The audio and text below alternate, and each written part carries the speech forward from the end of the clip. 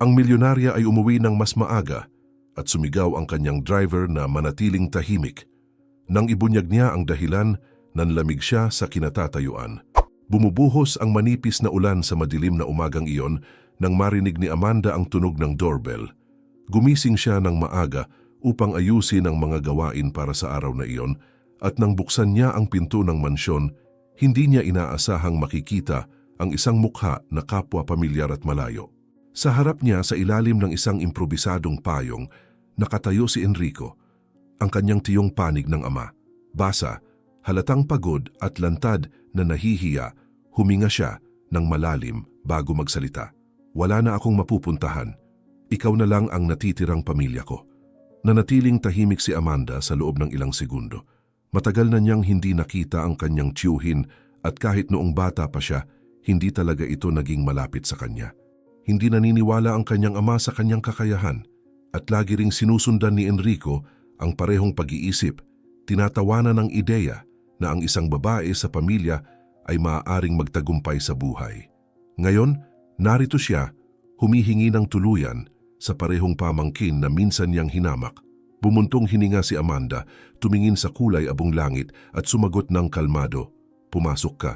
Maaari kang manatili dito sa loob ng ilang panahon hanggang sa makabangon ka." Dahan-dahang pumasok si Enrico, namangha sa kadakilaan ng bahay. Ang mga modernong kasangkapan, ang mga larawang nakaayos ng maayos, ang sopistikadong dekorasyon. Tila hindi siya komportable sa kapaligiran na iyon. Inakay siya ni Amanda sa isang kwarto sa ibaba. Ipinaliwanag ng malinaw ang mga patakaran ng bahay at hiniling na igalang niya ang daloy ng araw-araw sa tahanan. Maya-maya tinawag niya si Vivian sa kusina na naghahanda ng almusal at sinabi, "Maninirahan ang aking tiyuhin dito sa loob ng ilang panahon. Ayusin mo ang mga kumot at tuwalya para sa kwartong panauhin." Tumango si Vivian nang may ngiti at inilagay ang kamay sa kanyang tiyan na nagsisimula ng lumaki. Nakausap din ni Amanda si Renato, ang driver, na nagsusuri ng kanyang mga oras ng pulong para sa araw na iyon. Dumating siya ng walang paalam. "Ayokong manghusga. Tutulungan lang natin siya sa panahong ito," sabi niya na may pagod na ekspresyon. Hindi nagtanong si Renato, sumagot lang, "Kung ano po ang inyong desisyon, susuportahan ko po." Nasa itaas si Noel, ang anak ni Amanda, nag-aayos ng puzzle nang marinig niya ang mga boses. Bumaba siya dahil sa kuryosidad at nang makita niya ang bagong naninirahan, tumigil siya sa paglalakad. Ang bata, kahit maliit pa, tila may matalas na pagkakaintindi tungkol sa mga intensyon ng mga tao. Matapos lumabas si Enrico sa sala, hinila niya ang damit ng kanyang ina at nagtanong, "Titira na dito ang lalaking iyan? Tiyuhin mo ba talaga siya?" Ipinaliwanag ni Amanda ng may pasensya, sinusubukang huwag magbigay ng masyadong detalye, ngunit nagpumilit ang bata. "Hindi siya mukhang mabait. Bakit mo siya pinayagang pumasok?" Yumuko siya at sinabing may matapang na tingin, "Hindi lahat ng tulong na ibinibigay natin ay dahil karapat-dapat ang tao. Minsan tumutulong tayo dahil naniniwala tayong tama ito." Tumahimik si Noel, ngunit hindi nagbago ang kanyang mapagdudang ekspresyon. Sa bandang hapon, hiniling ni Amanda kay Renato na samahan siya sa garahe. Naglakad silang dalawa ng tahimik sa loob ng ilang segundo hanggang sa banggitin niya, "Naaalala mo ba noong sinabi ng aking ama na hindi ako tatagal ng 1 taon sa opisina? At tingnan mo kung nasaan tayo ngayon." Ngumiti si Renato at umiling, "Naaalala ko. At naaalala ko rin noong nagbebenta ka ng mga matamis sa paaralan upang bayaran ang mga materyales sa arkitektura. Walang nagtiwala sa iyo, ngunit alam ko na magiging matagumpay ka." Tumingin si Amanda sa kanya nang may pasasalamat at sinabi, "Kung hindi ka nagmamaneho para sa akin noon, nawala ko sana ang kalahati ng mga kliyente ko. Hindi ko malilimutan iyon."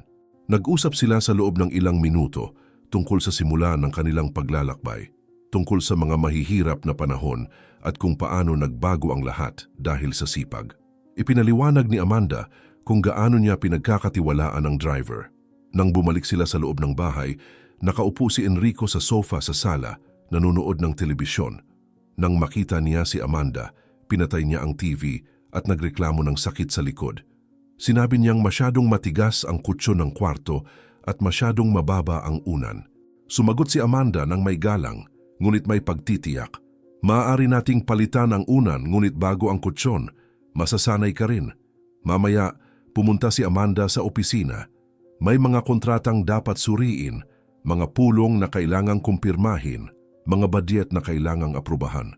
Halos 8:00 na ng gabi at ang katahimikan ng bahay ay pinutol lamang ng malalayong tunog ng TV. Lumitaw si Noel sa pintuan ng opisina at nanatiling nakatayo, walang sinasabi. Nagtanong si Amanda kung maayos ba ang lahat at sumagot siya na oo, ngunit nakatuon ang kanyang mga mata sa direksyon ng sala kung saan dahan-dahang naglalakad si Enrico. May mga kamay sa likod, nagreklamo mag-isa na hindi niya kaya ang malamig na sahig, na ang kape ay mahina, na ang bintana ay masyadong maingay. Bumulong si Noel. Palagi siyang nagreklamo pero wala siyang ginawa buong araw. Tumingin lang si Amanda sa kanyang anak at bumalik sa computer. Lumingon ang bata at umakyat sa hagdan, nag-iisip. Si Amanda na lubog pa rin sa trabaho hindi napansin na ang pagkabalisa ng kanyang anak ay higit pa sa isang impresyon ng bata. Para sa kanya, sa sandaling iyon, ang mahalaga lang ay panatilihing maayos ang bahay, ligtas ang anak at gumagana ang negosyo. Sa sala umupo si Enrico sa isang upuang balat at bumuntong hininga ng malakas na parang buong bigat ng mundo ay nasa kanya. Si Noel mula sa itaas tahimik na nanonood sa pamamagitan ng bakal ng hagdan. Walang sinasabi ang bata, ngunit sa loob niya may nagsasabi na ang lalaking iyon ay hindi kung ano ang mukhang ipinakikita niya. Kinabukasan, nang maaga, lumitaw si Vivian sa sala na may nag-aalalang mga mata at isang sobre sa kamay. Si Amanda, na umiinom ng kape sa tabi ni Renato, napansin ang seryosong mukha ng empleyada at nagtanong kung maayos ba ang lahat. Ipinaliwanag ni Vivian, nakakagaling lang niya sa doktor, na maayos ang sanggol, ngunit inirekomenda ng propesyonal na ganap na magpahinga simula sa sandaling iyon. Sinabi niya na hindi na ako maaaring umakyat ng hagdan o magbuhat ng mabigat. Mas mabuti na mag-absent muna ako, sabi niya ng may pagsisisi. Tumayo kaagad si Amanda, hinawakan ng balikat ng empleyada at sinabi ng may pagtitiyak, "Aalagaan mo ang iyong sanggol, Vivian. Huwag kang mag-alala sa sahod, patuloy itong babayaran." Mamaya habang lumalabas para sa pulong, sinabi ni Amanda kay Renato, habang pumapasok sa kotse, na kailangan nilang maghanap ng pansamantalang kapalit para sa posisyon ni Vivian. Tumingin si Renato sa salaming panglikod at maingat na nagmungkahi. Naisip mo na ba na baka makatulong si Enrico? Nakatira siya dito, hindi nagtatrabaho, hindi nag-aambag. Baka maaari siyang mag-alaga ng ilang gawain kahit habang wala si Vivian. Nag-atubili si Amanda at nagtanong kung hindi ba iyon kakulangan ng paggalang sa isang mas matandang lalaki. Sumagot si Renato ng may seryosong tono. Tiyuhin mo siya, oo. Ngunit matanda rin siyang malusog at hindi ko inaakala na makatarungan na wala siyang ginagawa habang lahat ay nagpupunyagi. Nag-isip siya tungkol dito sa buong biyahe. Nang makarating siya sa bahay sa pagtatapos ng araw, tinawag niya si Enrico para sa pag-uusap sa opisina. Ipinaliwanag niya ang sitwasyon ng kalmado. Sinasabing kailangan nang umalis ni Vivian at wala pa silang nahanap na kapalit. Nagtanong siya kung handa ba siyang tumulong sa ilang magagaan na gawain sa bahay, kahit sa loob lang ng ilang araw. Iniabot ni Enrico ang kamay sa likod, nagkunwaring may nakakagambalang sakit at sinabi na naramdaman niya ang pagbabalik ng lumang karamdaman, ngunit gagawin niya ang makakaya niya. Si Amanda, pagod na sa maraming responsibilidad, nagpasalamat at nagpahinga. Sa pasilyo, pinapanood ni Noel ang lahat at narinig ang pag-uusap nang hindi nakikialam. Bumaba lang siya ng dahan-dahan sa hagdan, may mapagdudang ekspresyon sa mukha. Sa mga sumunod na araw, ang pangako ni Enrico ay agad na nagpakita na panlilinlang lamang. Sa unang araw, winalis niya ang kalahati ng beranda at nagreklamo na ng sakit sa binti. Sa ikalawa, sinabi niyang ang amoy ng mga produktong panlinis ay nakakatuwad sa kanya. Sa ikatlo, hindi siya lumabas ng kwarto bago magtanghalian. Si Amanda, na sinusubukang panatilihing gumagana ang lahat, nagsimulang maghanda ng sariling pagkain at maglinis ng makakaya niya.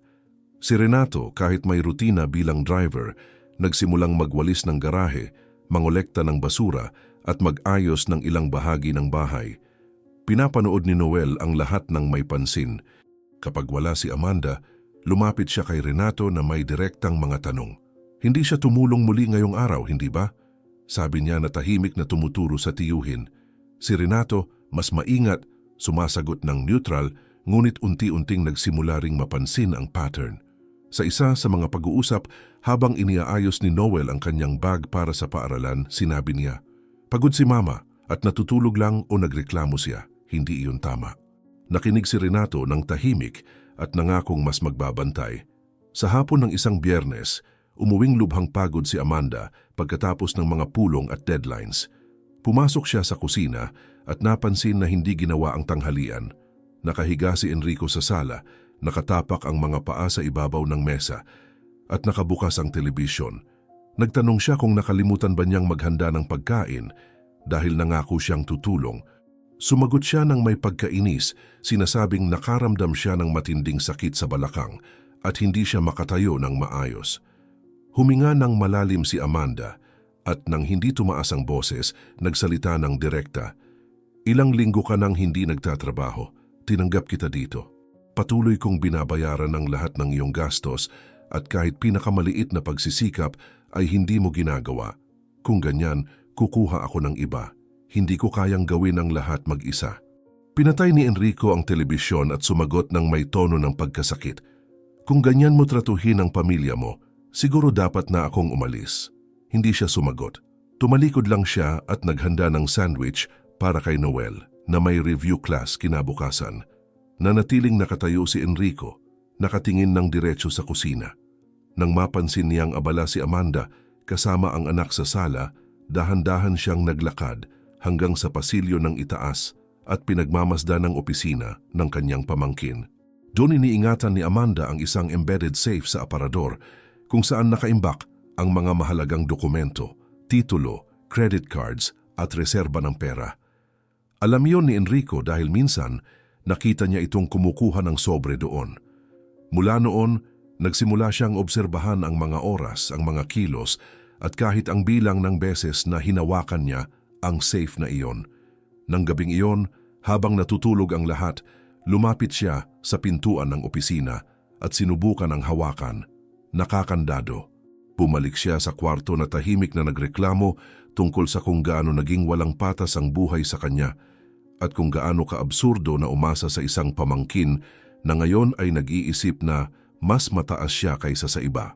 Nang gabing iyon, nang tila payapa na ang bahay, naglilibot si Enrico sa pasilyo na may magaang mga hakbang. Sandali siyang sumandal sa pintuan ng opisina at pinagmasdan si Amanda sa loob. Nakaupo sa mesa, may tinatipa sa computer. Pinanatili niya ang ulo na bahagyang nakatago at bantay ang mga mata. Sinusubaybayan niya ng eksakto ang mga kilos ng kanyang pamangkin na parang ilang araw na siyang naghihintay para sa pagkakataong iyon. Si Amanda, nang matapos ang kanyang ginagawa, tumayo pumunta sa isang aparador na kahoy na nakabaon sa pader at binuksan ang isang maliit na pintuan na naglalantad ng digital safe. Lumapit pa si Enrico, hindi pa rin napapansin. Nag-type siya ng password at kumuha ng ilang papel. Pagkatapos, isinara at kinandado ang safe na parang ordinaryong gawain lang ng araw. Kinaumagahan, lumitaw si Enrico sa opisina na nagpapanggap na pumarito upang maglinis ng mga kasangkapan. May basahan sa kamay at isang maliit na timba. Dumiretso siya sa lugar ng safe. Dahan-dahang nagpahid ng basahan, sinusubaybayan ng bawat bitak. Nang pumasok si Amanda sa silid, kumilos siya ng natural. Ang aparador na iyan ay tila mas maraming alikabok kaysa sa iba, sabi niya na tumuturo gamit ang basahan sa kamay. Pinagmasdan siya ni Amanda sa loob ng ilang segundo na parang hindi sigurado sa kung ano ang kakitaan niya at sumagot ng walang ekspresyon. "Oh, minsan ganyan nga." Sa buong linggo inulit niya ang pattern. Lumilitaw doon sa mga oras na malapit sa ginagamit ni Amanda sa safe. Napansin niya. At sa isa sa mga araw, nang maramdaman niya ang tingin niya sa likod ng bahagyang nakabukang pintuan, sinasadyang mali ang pag-type ng password. Ginawa niya ito ng 2 beses, malakas na nagreklamo na puno ang ulo at nakalimutan ang mga numero. Nang gabing iyon, pagkatapos siguruhing nakabalik na si Enrico, binuksan muli ni Amanda ang safe. Inalis niya ang lahat ng laman, cards, pera, dokumento, alahas titulo. at naglakad sa isa sa mga pinakatahimik na silid ng bahay kung saan may pangalawang safe na nakabaon sa likod ng isang panel ng mga libro at naalam lang nila ni Renato. Inilagay niya ang lahat doon maingat na kinandado at bumalik sa opisina. Sa pangunahing safe, inilagay niya lang ang ilang kahon na may mga lumang laruan ni Noel. Kung may pinaplano si Enrico, makakahanap siya ng mas kaunti kaysa sa inaasahan niya. Si Noel, na pinapanood ang paggalaw ng kanyang ina kahit hindi lubos na nakakaintindi. Kung ano ang nangyayari, naghintay ng tamang sandali upang makausap si Renato. Sa bandang hapon ng sumunod na araw, habang tumutulong sa driver na mag-ayos ng mga kahon sa trunk, sinabi niya ng mahina, "Sa palagay ko sinusubukan ng tiyuhin na alamin ang password ng safe ni Mama." Tumigil si Renato sa pag-aayos ng mga kahon at tumingin sa bata nang may pansin. "Bakit mo naisip iyan?" tanong niya. Kay pinaliwanag ni Noel na nakita niya itong ilang beses na nakatayo malapit sa opisina. Tumitingin sa butas ng pintuan at isang beses ay nagpanggap pang naglilinis ng sahig nang walang timba o walis. Nanatiling tahimik si Renato sa loob ng ilang segundo. Pagkatapos ay sumagot, "Babantayan ko iyan, tama ang ginawa mo na sinabi mo sa akin." Mamaya, nang ipaalam kay Amanda ang pag-uusap, binawasan niya ang kahalagahan ng sitwasyon. Sinabi niya na maaaring pagkakataon lang na siguro sinusubukan ni Enrico na tumulong sa anumang paraan. Bisperas ng Pasko na. Alam kong nabigo siya, pero pamilya ko siya, Renato. Ayokong makipagtalo sa kahit sino ngayon, sabi niyang sinusubukang kumbinsihin ang sarili. Hindi nagpumilit si Renato, ngunit nilinaw na patuloy siyang magbabantay. "Umaasa lang ako na hindi ka nagkakamali dahil sinusubukan mong gumawa ng tama." Sagot niya, nag-aalala. "Ngayon, sandaling pahinga muna. Upang patuloy naming maidala ang mga nakaka-inspirang kwentong ito ng libre, hinihiling namin na mag-iwan kayo ng like at mag-subscribe sa channel. Mag-comment ng salitang maligayang Pasko sa comments. Maraming salamat at ipagpatuloy natin ang kwento." Sa pagtatangkang kalimutan ang tensyon sa bahay, naglaan si Amanda ng mas maraming oras para sa kanyang anak kahit mahirap dahil sa sobrang dami ng gawain. Gumugol sila ng isang hapon na magkasama sa pag-aayos ng puno ng Pasko. At sa ilang sandali, nakalimutan niya pa nga ang mga problema. Ngunit ang mga maitim na bilog sa ilalim ng kanyang mga mata at ang pagod sa kanyang mga mata ay malinaw na nagpapakita na nasa hangganan na siya. Si Enrico sa kabilang banda na natiling alerto. Sa bawat hakbang ni Amanda, mas lumalapit siya sa pagtuklas ng gusto niya. At isang umaga, nang bahagyang walang tao sa bahay, sinaliksik niya ng kalmado ang opisina. Sinubukan niyang dahan-dahan ang pinto at sa kanyang pagkagulat hindi ito nakasusi. Pumasok siya, sinara ang pinto sa likod niya at nagsimulang magbukas ng mga drawer at maghila ng mga papel. Hinalungkat niya ang mga sobre, folders at sa wakas nakahanap ng maliit na notebook na nakatago sa pagitan ng mga libro. Binuksan niya ito ng maingat, binasa ang mga pahina hanggang makahanap ng sunod-sunod na mga numero na nakatala ng palihim sa ibaba ng isang dahon. Binasa niya ang mga numero ng ilang beses ng malakas at ngumiti, kumbinsido na natuklasan niya ang lihim. Ang hindi alam ni Enrico ay nasa bahay si Noel noong araw na iyon. Dahil sa meeting ng mga guro, walang klase. Ang bata ay natutulog sa kwarto nang magising siya sa kakaibang ingay. Isang bahagyang pag-angil ng pinto, sinundan ng mga hakbang na natatakpan sa sahig na kahoy. Bumangon siya ng dahan-dahan, sinuot ang kanyang mga tsinelas at lumabas sa pasilyo. Sinundan niya ang tunog ng maingat at tumigil malapit sa opisina. Nakita niya ang pinto na bahagyang nakabukas at nang tumingin sa siwang, nakilala niya ang tiyuhin na naghahakot sa mga drawer ng kanyang ina. Bumalik siya sa kwarto na tumatakbo, sinara ang pinto ng maingat at kinuha ang cellphone. Bahagyan niyang nanginginig ang mga kamay, ngunit nagawa niyang i-unlock ang screen. Binuksan niya ang contact list at pinindot ang pangalan ni Renato. Inilagay niya ang telepono sa tainga. Umaasa na sagutin ito ng mabilis dahil doon, sa kaibuturan ng kanyang puso, alam niyang ang tiyuhin ay hindi nandoon para sa mabuting layunin. Tumunog ang cellphone ng 2 beses bago sumagot si Renato. Sa kabilang linya ang boses ni Noel ay mababa ngunit matatag. Ang bata ay nagsalita ng mabilis, sinasabing ang tiyuhin ay nasa loob ng opisina ng kanyang ina naghahakot sa mga drawer at gumagalaw kung saan hindi dapat. Si Renato, na sa sandaling iyon ay wala pang 15 minuto mula sa kumpanya, kung saan may meeting si Amanda, hindi nag-isip ng 2 beses. Sinabi niya sa bata na manatili sa kwarto na nakasara at ibinaba ang tawag. Sinindihan niya ang sasakyan, lumiko sa kalye at nagpark sa harap ng commercial building. Umakyat siya sa mga hagdan ng mabilis, hindi pinansin ng receptionist, at direktang pumasok sa silid kung saan nakikipag-usap si Amanda sa isang investor. Nang makita siya ni Amanda na pumasok ng walang abiso, tumayo siya ng gulat at nagtanong kung ano ang nangyayari. Sinabi lang ni Renato, "Halika sa akin ngayon, walang oras para magpaliwanag." Sinubukan ni Amanda na makipagtalo, ngunit ang ekspresyon niya ay walang lugar para sa diskusyon. Kinuha niya ang bag, nagpaalam ng maikli sa mga naroroon at sinundan siya. Sa daan papunta sa sasakyan, nagtanong siya ng maraming beses. "May nangyari ba kay Noel? Seryoso ba? Bakit ganyan ka?" Si Renato ay nanatiling nakatingin sa kalsada at sumagot ng kalmadong pigil, "Kailangan mong magtiwala sa akin. Ipapliwanag ko ang lahat pagdating natin." Tumaas ang tensyon sa sasakyan. Si Amanda, na nalulungkot, ay nag-insist ngunit hindi sumuko si Renato. Malalim na apak niya sa accelerator at umiiwas sa trapiko ng may kahusayan. Nang makapasok sila sa condominium, mabilis niyang pinakawala ng entrance gamit ang kanyang access card. Nagpark siya sa harap ng bahay at nang bumaba si Amanda mula sa sasakyan at nagsimulang magbukas ng bibig upang humingi ng paliwanag, pinutol niya siya, dahan-dahan niyang inilagay ang kamay sa bibig niya at sinabi ng mababa, "Huwag kang maingay, sundin mo lang ako. Ngayon makikita mo ang nakita ko sa buong panahon."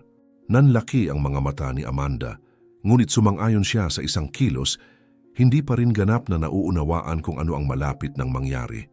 Sa sandaling iyon, nahanap na ni Enrico ang papel na may password. Hawak niya ito sa mga kamay, tumitingin na may halo ng tagumpay at pagkabalisa. Mabilis siyang naglakad papunta sa nakabaong cabinet at maingat na itinipa ang mga numero.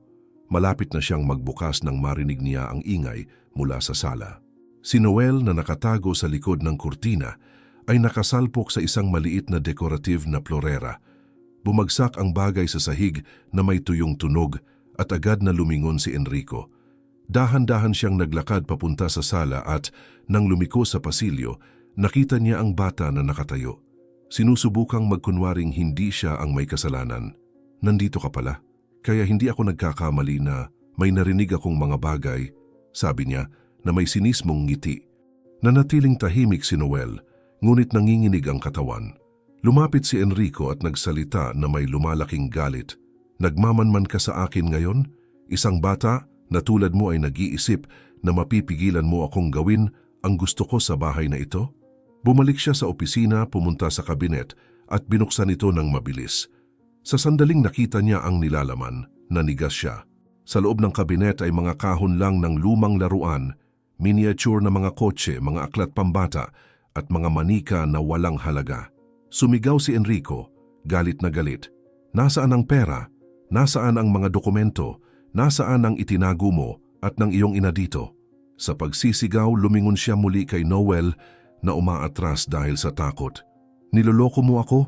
Sabihin mo sa akin ngayon kung saan niya itinago ang lahat o magsusumpa ako na ako ay..."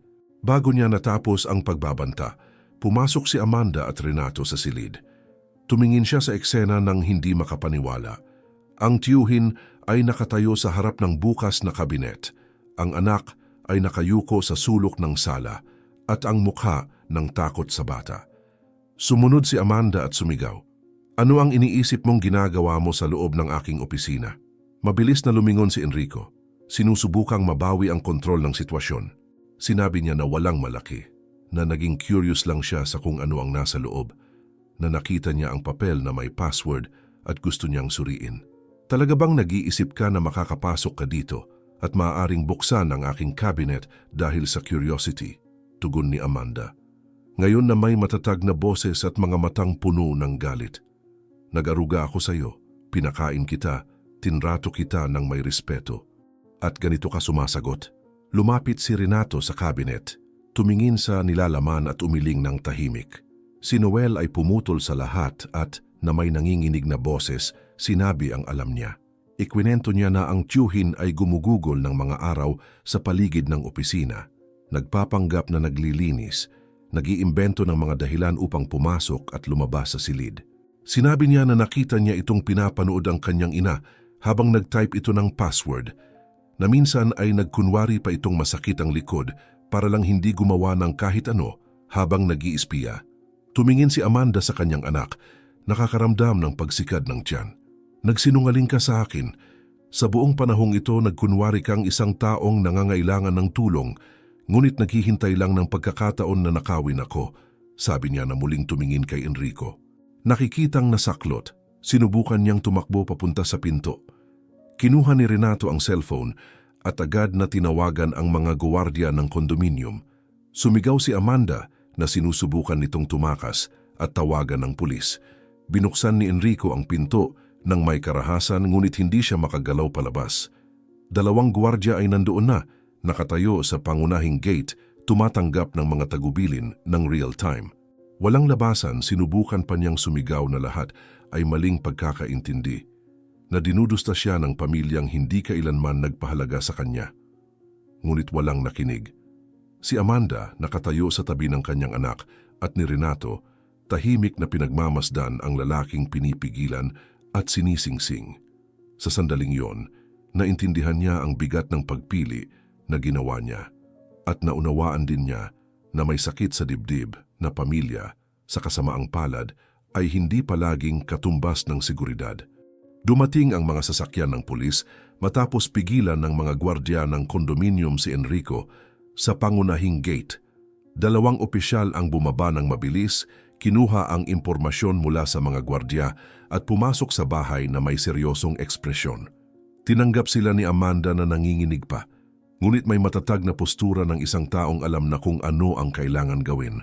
Itinuro niya si Enrico na patuloy na sinusubukang bigyang katwiran ng kanyang aksyon na may mga salitang hindi magkakaugnay at sinabi ng malinaw, pumasok siya sa aking opisina, sinubukan niyang ma-access ang aking personal na ari-arian at binatang ang aking anak.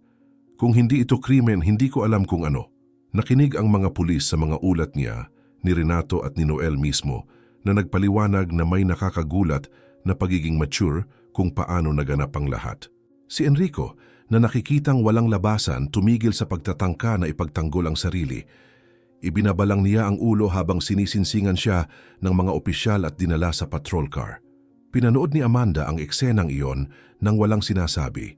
Nang magsara ang pinto ng sasakyan at nawala sa malayo ang tunog ng sirena, bumalik siya sa loob ng bahay, hinubad ang kanyang mga sapatos at naglakad ng nakayapak papunta sa sala. Umupo siya sa sofa na parang binitawan sa isang pagkakataon, ang bigat ng buong linggong pagkapagod. Lumapit si Renato at nanatiling tahimik sa ilang segundo. Hindi tumingin si Amanda sa kanya, ngunit ang mga mata ay nangingislap. Alam ko na may mali, sabi niya na may barong boses. Mula pa noong araw na siya ay dumating sa pintong iyon, naramdaman ko na hindi ito magandang ideya. Ngunit kahit ganoon, gusto kong maniwala. Gusto kong maniwala na minsan sa buhay, ang pamilya ay maaring maging ligtas na lugar. At tingnan kung ano ang nangyari. Umupo si Renato sa tabi niya at inilagay ang kamay sa kanya. Ang tanging tao sa iyong pamilya na tunay na sumuporta sa iyo ay ang iyong ina. At alam mo yon, naniniwala siya sa iyo nang walang ibang naniniwala. Naaalala ko pa. Tumingin si Amanda sa kanya na may mapupulang mata at sumagot. Sinabi ng aking ama na nag-aaksaya ako ng oras na ang pagbubukas ng opisinang iyon ay isang kapritsyo na ang babae ay walang utak para sa negosyo. At si Enrico, tumatawa siya, tumawa sa mukha ko. Sinabi niya na mawawalan ako ng pera sa unang taon at ngayon ako ang nandito at siya ang sinubukang nakawin ako. Dumaan siya ang kamay sa mukha, sinusubukang pigilan ang mga luha. Nagtiwala ako muli, Renato, at masakit. Mas masakit kaysa sa mga nakaraang beses dahil sa pagkakataon na ito, kasama ang aking anak. At iyon, hindi ko matanggap iyon.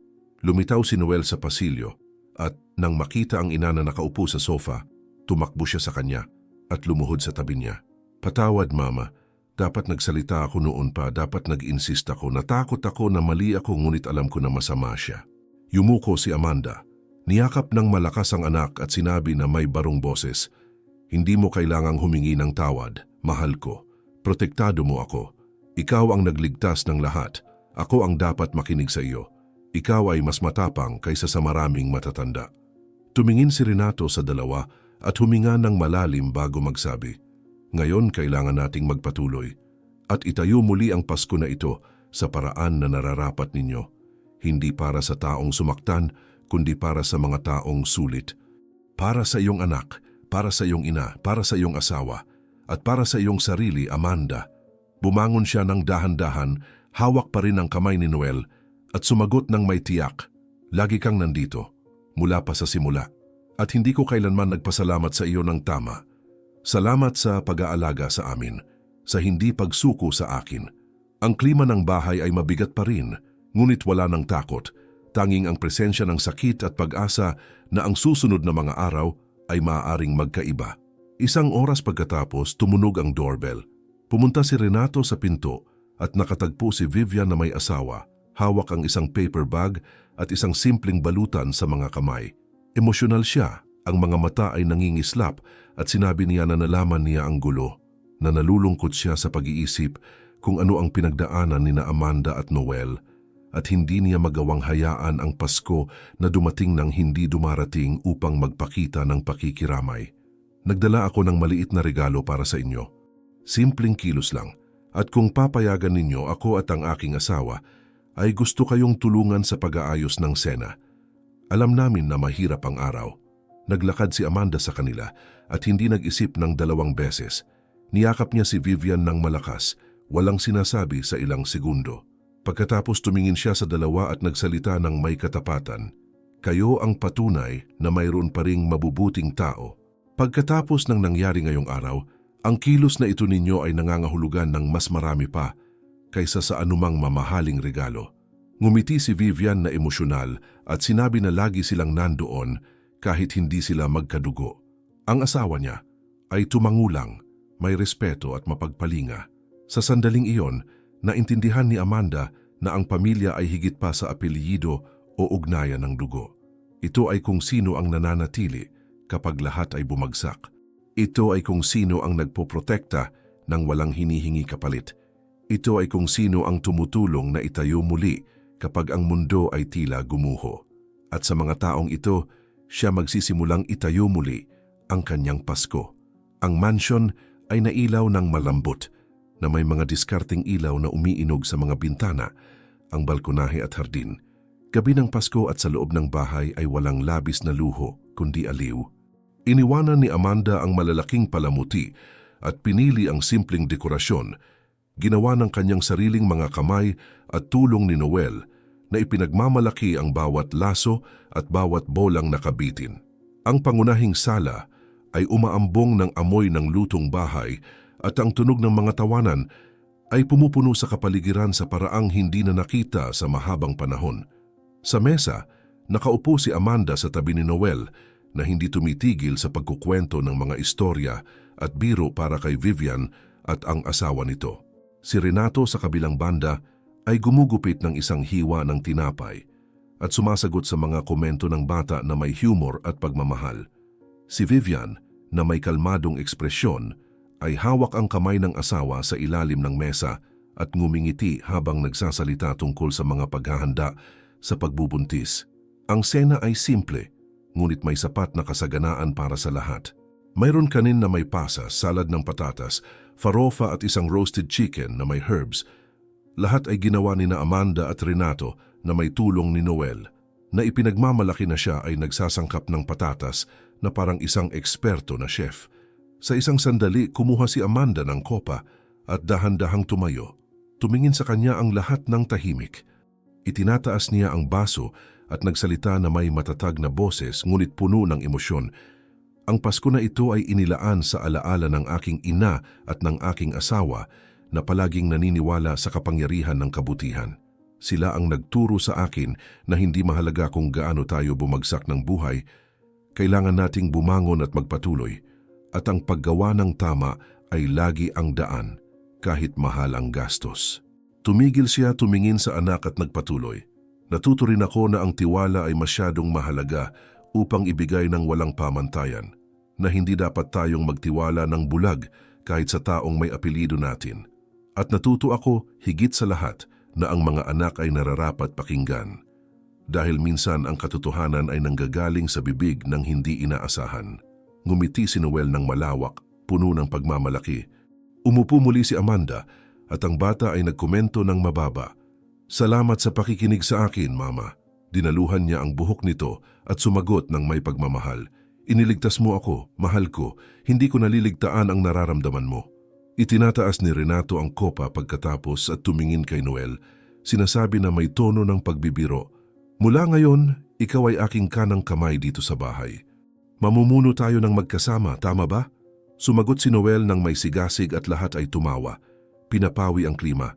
Umubo si Vivian, tumingin sa asawa at inihayag, "Pumunta kami sa doktor ngayon. Maayos ang lahat sa sanggol." At nalaman namin na babae ito. Dinala ni Amanda ang mga kamay sa mukha, emosyonal, at sinabi na iyon ay magandang regalo. Ang batang ito ay magkakaroon ng lahat ng pagmamahal na nararapat. At lahat ng magagawa ko upang tumulong, gagawin ko. Hindi lang ito pangako. Ito ang aking paraan ng pagpapasalamat sa lahat ng kinakatawan ninyo sa akin. Sabi niya na tumingin kay Vivian na may tapat na pasasalamat. Nagpatuloy sila sa pagkain sa pagitan ng mga tawanan, mga alaala at mga plano para sa hinaharap. Walang nagmamadali ni urgency. Tanging ang kagustuhan na maging nandoon magkasama pagkatapos ng mga araw na napaka-intensibo. Naramdaman ni Amanda na mas magaan. Ang bigat ng pagtataksil ay umiiral pa rin, ngunit hindi na nito tinukoy ang klima ng gabing iyon. Ang pumupuno ngayon sa espasyo ay ang katiyakan na ang mga ugnayang itinayo na may respeto, pag-aalaga at katotohanan ay mas malakas kaysa sa anumang dugo. Sa pagtatapos ng sina, pagkatapos ng simpleng dessert at mga papuri ni Noel sa kanyang sariling Brigadeiro de Coler, tumayo muli si Amanda at sinabi, "Tayo ay mag-toast. Hindi para sa perpektong Pasko, kundi para sa tunay na Pasko. Para sa tahanan na ito, para sa mesang ito, para sa pagkakataong ito na magsimula muli." Itinataas ng lahat ang kanilang mga kopa na may tubig, juice o soft drink at bahagyang itinama ang mga baso sa isa't isa. Ang tunog ng mga kopa ay nahalo sa magaan na tawa na umaalingaw-ngaw sa bahay tulad ng isang melodiya ng pag-asa. Sa sandaling iyon, alam ng lahat nang hindi kailangang sabihin ng malakas na ang tunay na pamilya ay nandoon at wala nang kulang. Salamat sa pagdating dito. Naghanda kami ng isa pang espesyal na kwento para sa inyo na lumalabas sa inyong screen ngayon. I-click lang para panoorin. Sa mundo kung saan ang maraming sakit ay dumadaan ng tahimik, pinili mong makinig hanggang sa dulo. Kung ang kwentong ito ay nakaapekto sa iyo, mag-iwan ng subscription. Ito ay tumutulong sa amin na magpatuloy na magdala ng mga tunay na ulat na nararapat ikwento. Isulat sa mga komento kung saan ka nanonood at kung kaya, ibahagi. Maaring mukhang kaunti, ngunit ang pagkalat ng kwento ng pagtagumpayan ay din ang pagkalat ng pag-asa.